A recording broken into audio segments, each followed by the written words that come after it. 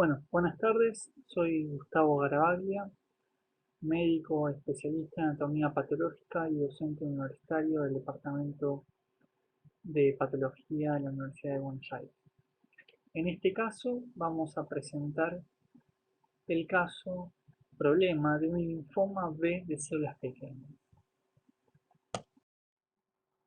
Bueno, como bien se ve en la diapositiva, se trata de un paciente de 50 años de sexo femenino que consulta por febrícula, astemia, adinamia, pérdida de peso y anemia.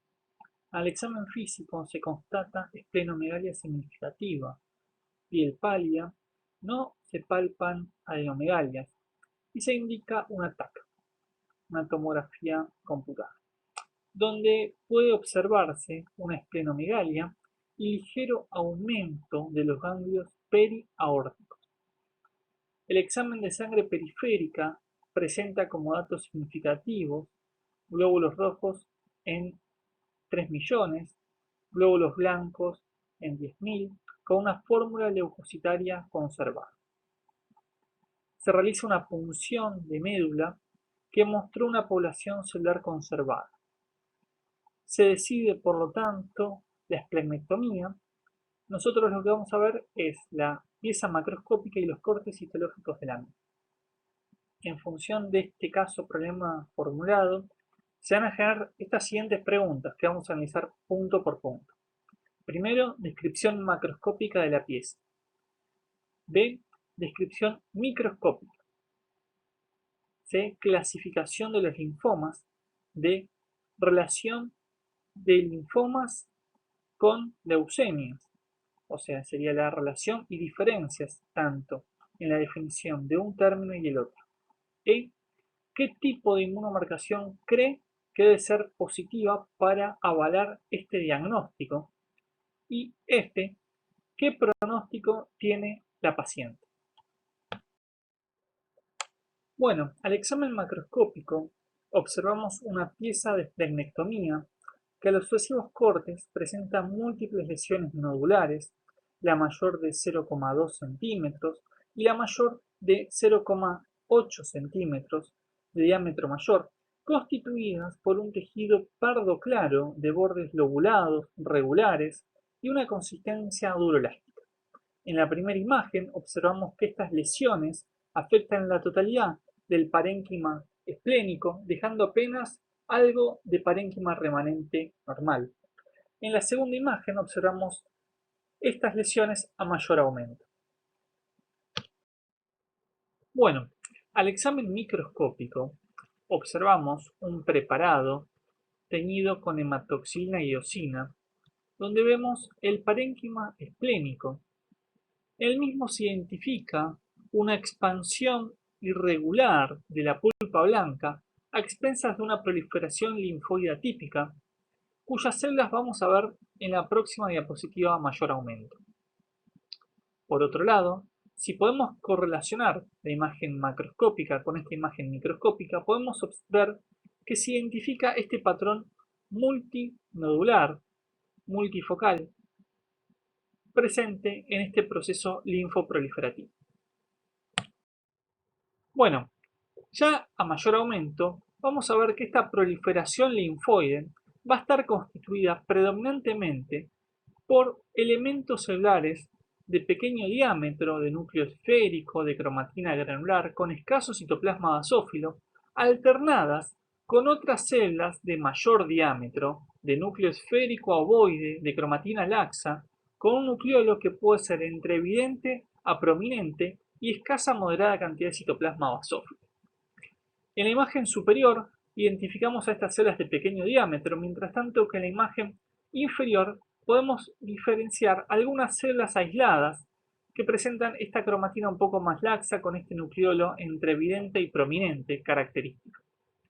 Las células que predominan son las de arriba, mientras tanto que las células escasas que se pueden ver predominantemente en los centros de proliferación que son característicos de este proceso linfoproliferativo son las de abajo.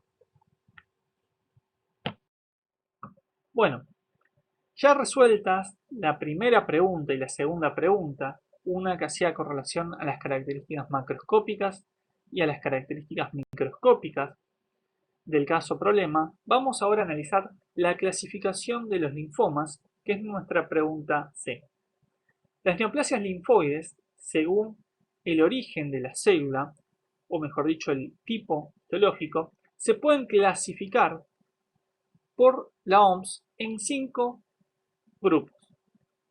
Neoplasias de precursores de células B, neoplasia de células B maduras o periféricas, neoplasia de células precursoras T, neoplasias de células NK y células T maduras o periféricas y linfomas Hodgkin.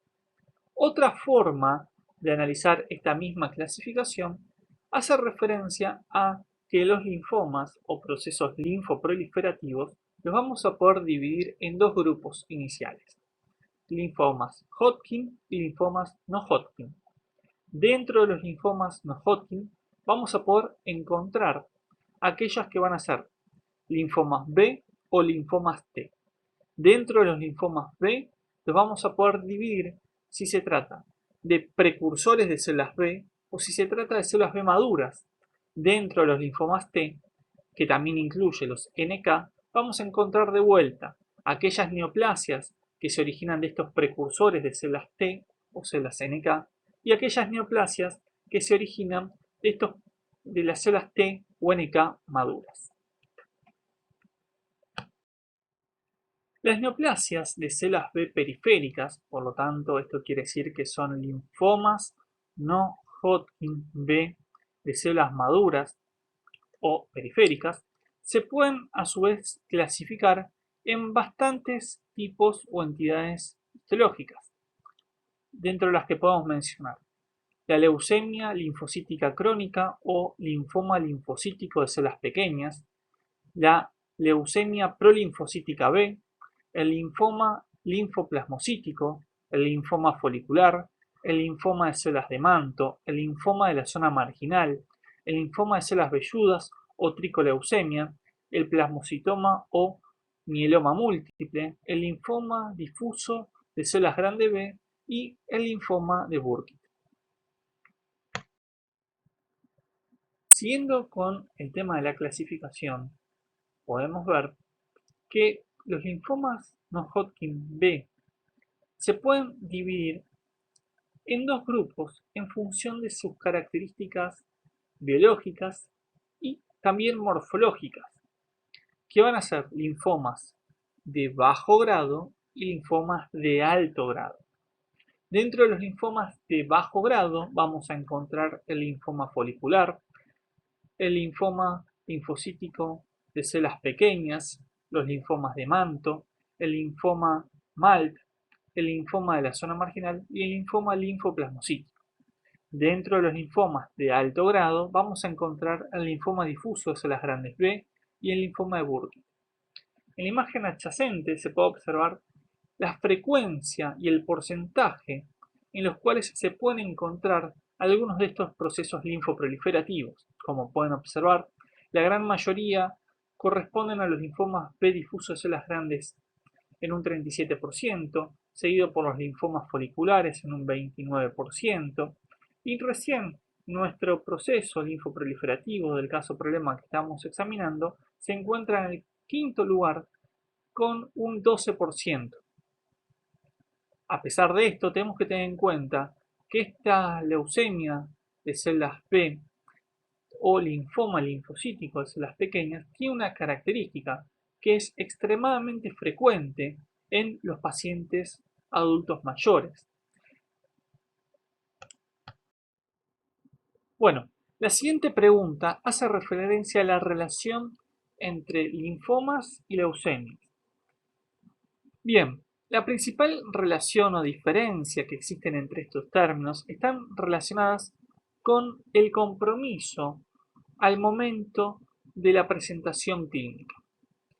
Por lo tanto, estos procesos, que generalmente se llaman procesos linfoproliferativos o también se los conocen como neoplasias linfoides, que hacen referencia a neoplasias que comprometen a los linfocitos, se van a llamar linfomas o leucemias en función del compromiso tisular al momento del diagnóstico.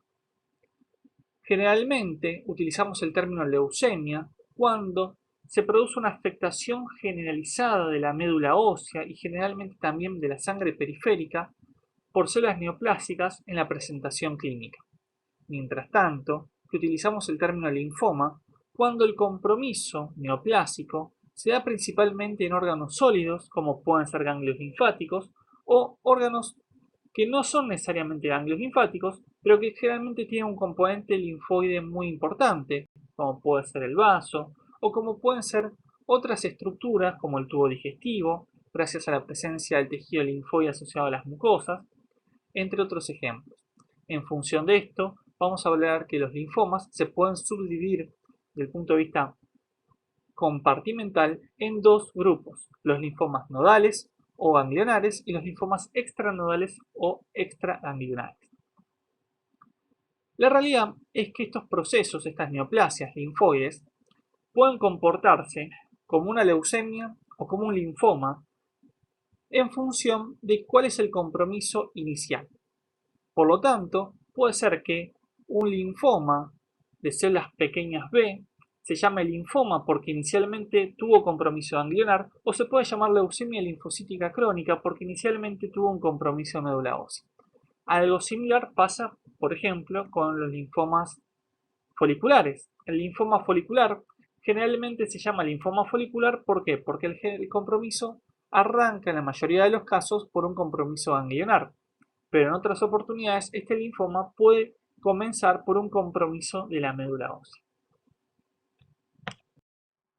La siguiente pregunta hace referencia a la inmunomarcación. ¿Qué inmunomarcación cree debe ser positiva para avalar este diagnóstico? Bien, ¿cuál va a ser la inmunomarcación que vamos a utilizar? Para esto necesitamos conocer cuál es el inmunofenotipo del linfoma linfocítico de células pequeñas o leucemia linfocítica crónica. Lo primero que tenemos que tener en cuenta es que se trata de un proceso linfoproliferativo o neoplasia linfoide de células B. Por lo tanto, va a expresar marcadores de células B y marcadores de células B maduras o periféricas. Estos marcadores son generalmente llamados marcadores PAM-B y hacen referencia a estos marcadores: CD19, CD20, CD22, PAC5 y CD79A. Estos marcadores generalmente son positivos en estos tipos de procesos linfoproliferativos. En general, en la rutina se utiliza más que nada CD20 y muchas veces cuando el paciente estuvo en tratamiento se puede utilizar CD79A o CD19 más que nada en la citometría de flujo. Ahora, con esto lo que estamos aseverando es que se trata de un proceso linfoproliferativo B, pero necesitamos marcadores que sean más específicos para orientar en particular esta entidad.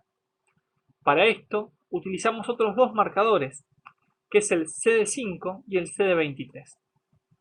Ambos tienen que ser positivos para de esta forma llegar al diagnóstico de linfoma linfocítico de células pequeñas o leucemia linfocítica crónica.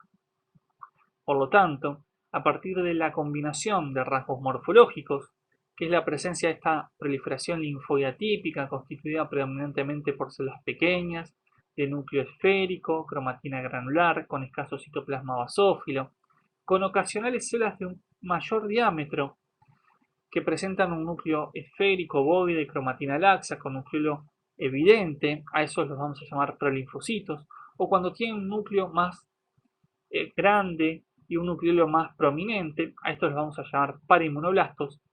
Estos datos, en combinación con un monofenotipo que me dice que es un linfocito B, más la presencia del CD5 y el CD23, es lo que me permite llegar a la conclusión que se trata de un linfoma linfocítico de células B periférico o una leucemia linfocítica crónica. Bien, el objetivo de la inmunomarcación es llegar a un diagnóstico del tipo particular de linfoma que estamos tratando. Por lo tanto, la inmunomarcación va a tener como principal objetivo hacer el diagnóstico diferencial. Cuando hablamos de la clasificación de linfomas, dijimos que los linfomas se podían subdividir en linfoma Hodgkin y linfoma no Hodgkin. Dentro de los linfomas no Hodgkin teníamos los linfomas T y los linfomas B. Y a su vez, estos se subdividían en de células precursoras o de células maduras. También acuérdense que los linfomas se podían dividir en de bajo grado o alto grado. Esto principalmente hace referencia al comportamiento biológico y clínico del proceso linfoproliferativo, pero también esto lo podemos ver en función de los rasgos morfológicos.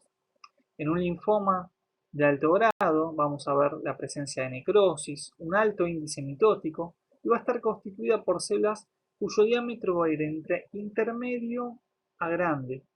Mientras tanto que en un linfoma de bajo grado no vamos a ver necrosis, vamos a ver un bajo índice mitótico y va a estar constituida principalmente por células de pequeño diámetro que pueden alternarse con células que se parecen a plasmocitos, que reciben el nombre de linfoplasmocitos, o células que son plasmocitos.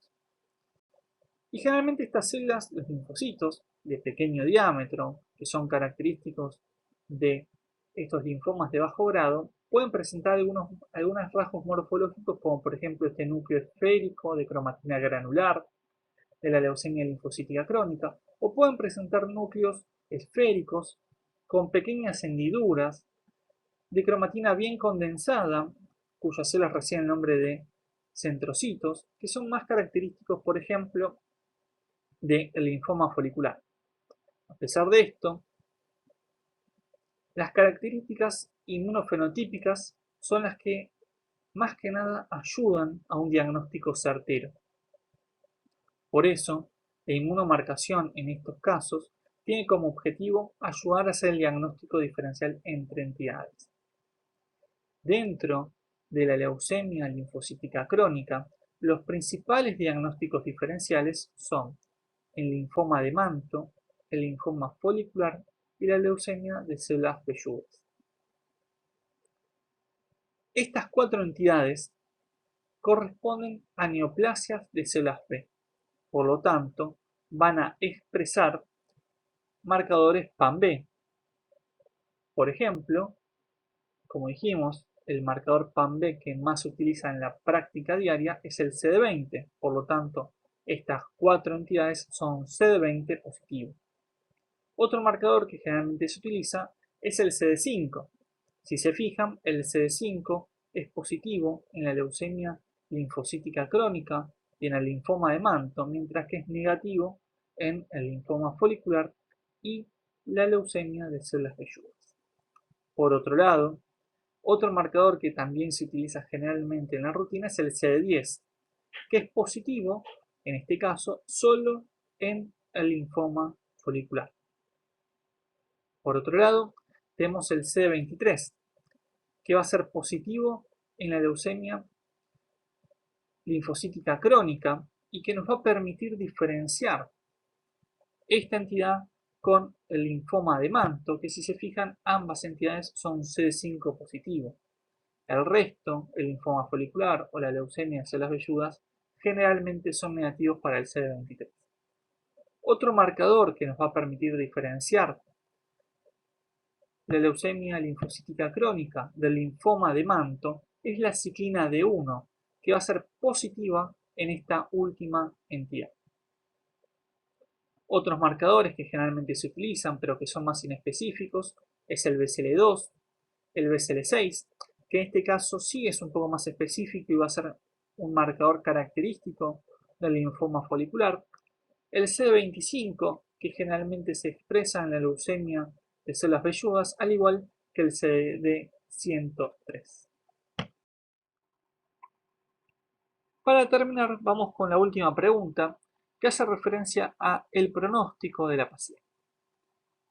Lo primero que tenemos que tener en cuenta es que el pronóstico va a depender de varias variables. Por un lado, va a depender de la edad de los pacientes, en este caso, si son mayores o menores de 60 años.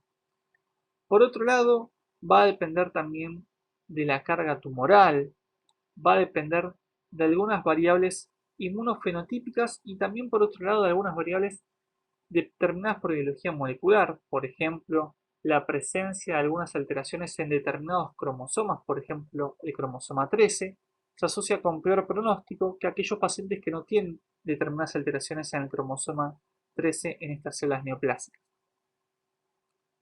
En general, la media de supervivencia alterna entre los 4 y los 6 años, pero puede ser mayor en 10 años, dependiendo justamente de estas variables mencionadas.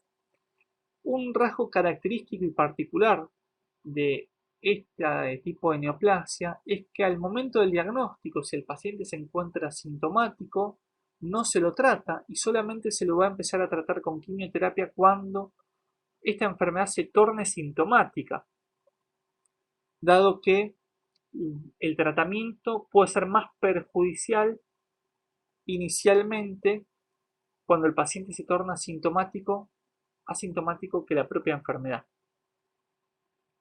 Por último, esta leucemia o linfoma puede evolucionar a un proceso de mayor grado, como puede ser un linfoma prolinfocítico en un 15 a un 30% de los casos, o puede evolucionar a una neoplasia ya bien característica de alto grado, que es el linfoma difuso de células grandes B, que se da en un 5 a un 10% de los casos y que esta transformación particular de leucemia linfocítica crónica o linfoma linfocítico de células pequeñas B en un linfoma difuso de células grandes B recibe el nombre de síndrome de Richard.